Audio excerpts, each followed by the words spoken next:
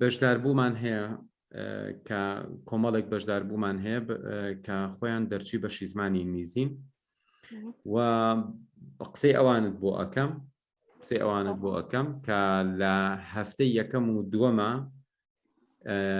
وتیان بەڕاستی لێرە شتانێ فێر بووین کە چەند ساڵ لە بەشی ئینگلیزی خوێندوومانە پێیان نەوتوین.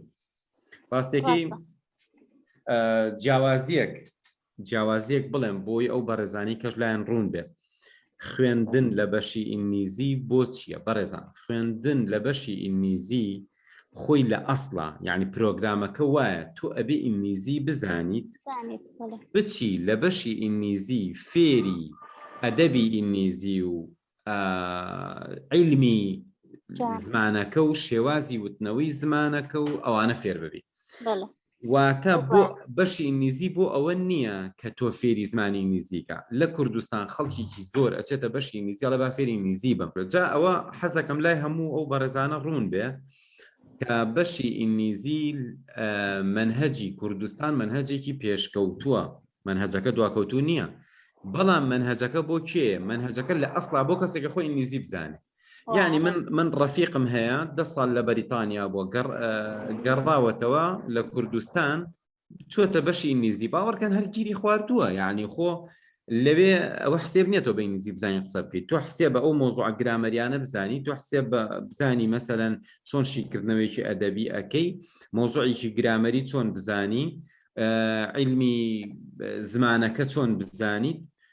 مۆزوعەکە ئەوەیە.